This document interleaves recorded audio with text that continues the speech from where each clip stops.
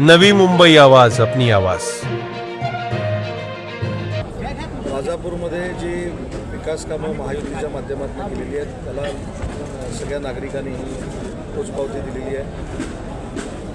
आमदार किरण भैया सामंतांनी जो शासनाकडे पाठपुरावा केला आणि विशेषतः देवेंद्रजी आणि आमचे नेते एकनाथ शिंदे साहेब आणि अजितदादा यांनी जो आम्हाला निधी उपलब्ध करून दिला आहे त्याच्यावर विश्वास ठेवतच ही गर्दी जमलेली आहे आणि या गर्दीमुळं राजापूरमध्ये महायुतीची सत्ता नगरपालिकेवर येणार हे निश्चित झालं।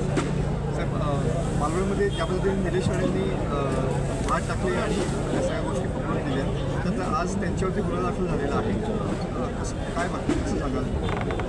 मी मगाशी देखील सांगितलं की शिवसेना म्हणून आम्ही सगळे सोबत निलेश राणेंच्या आहोत।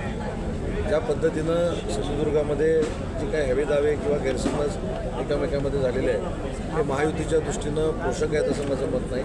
त्याच्यामुळं वरिष्ठांनी याच्यामध्ये हस्तक्षेप केला पाहिजे आणि वरिष्ठांनी याच्यामध्ये हस्तक्षेप करून हे वेळीच थांबवलं पाहिजे हे माझं स्पष्ट आणि परखड मत आहे। परंतु निलेशजी शिवसेनेचे आमदार आहेत, त्यांच्याकडनं घेतलेली भूमिका ही त्यांच्या मतदारसंघामध्ये कुठं वावगं होऊ नये म्हणून घेतलेली भूमिका होती आणि त्याच्यानंतर त्यांच्यावर जर गुन्हा दाखल झाला असेल तर ते कशामुळे झालं याची मी माहिती घेणार आहे।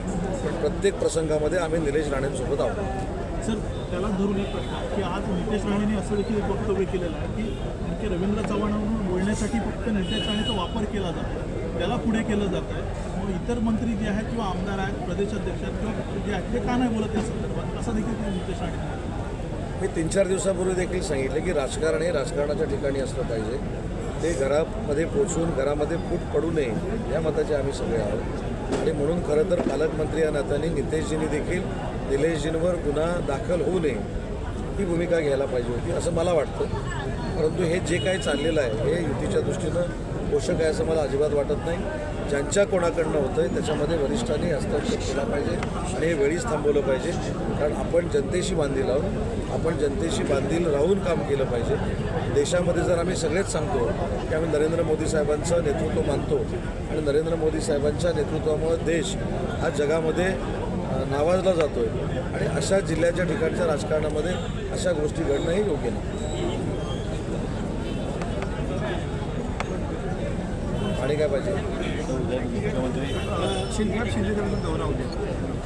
एकनाथ शिंदेसाहेब उद्या कोकणाच्या दौऱ्यावर आहेत। सकाळी 10 वाजल्यापासून रायगडमधनं त्यांचा दौरा सुरू होतो आहे। सकाळी पहिली सभा त्यांची रोह्यामध्ये आहे, दुसरी सभा चिपळूणला आहे, तिसरी सभा लांजामध्ये आहे, चौथी सभा मालवणला आहे, 5वी सभा वेंगुर्ल्याला आहे आणि 6वी सभा सावंतवाडीला करून पुन्हा ते मुंबईमध्ये जाणार।